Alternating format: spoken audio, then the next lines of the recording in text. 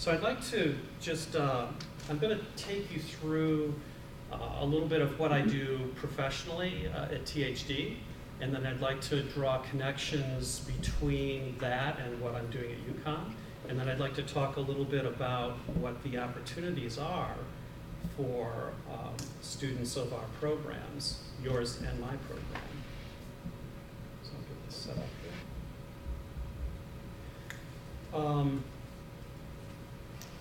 So, as I mentioned to you, my firm creates experiences. We create unique media experiences, and so we design physical spaces, physical elements, that we then come up with unique technologies that are really new.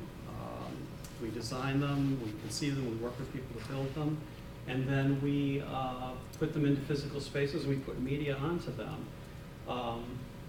The great thing here is that we take artists,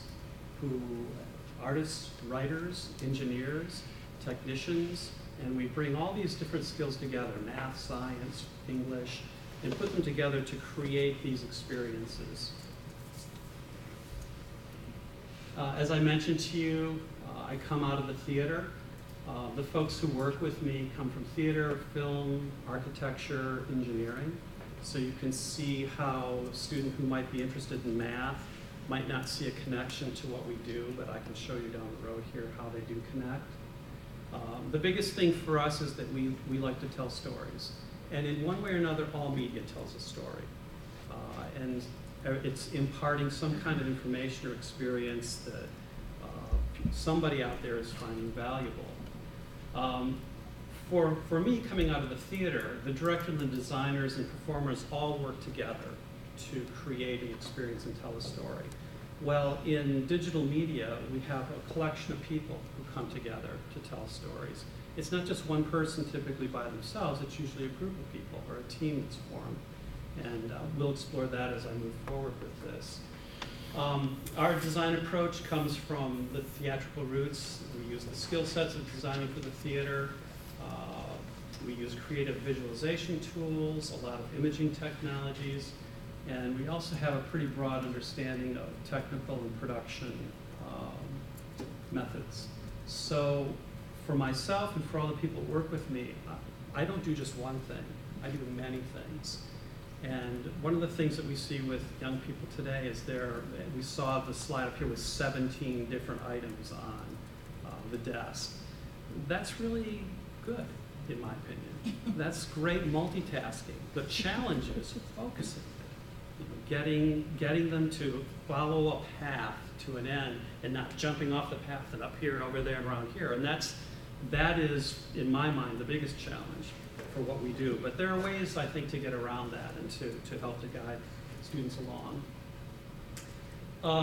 In my business, we use an inclusive approach to the work we do. And within that, I mean, we listen to all ideas. We listen to the business needs, the strategic needs, the technical needs, the creative needs. And this is also part of what I use when I'm teaching a class at UConn with students. Define the project. What are the goals? What are the objectives? What's the timeline? Where do we have to get to?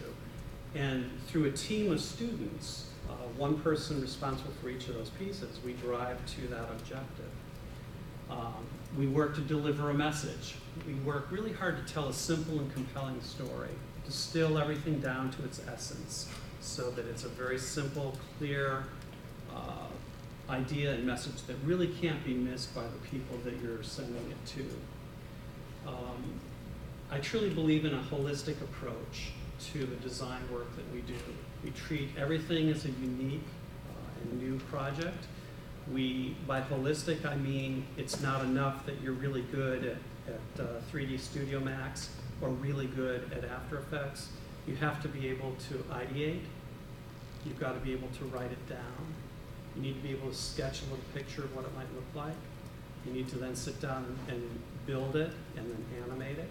So I work to sort of pry people's brains open to get them to take in the broader picture, to have them understand, your friend who's 16 years old will really like this, I'm sure, but you realize that if you could open it up and make it a little more inclusive, that it could reach out to people into their 30s and 40s. And you've got a great idea, you just need to broaden it. So that holistic process of thinking, I think really helps to focus their thoughts and expand what people can create.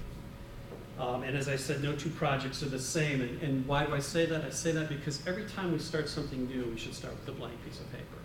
Bring all of your life experience with you, but start with a new thought. Don't recreate. Start with something new. Collaboration, though, I think is everything in the work we do and in digital media production.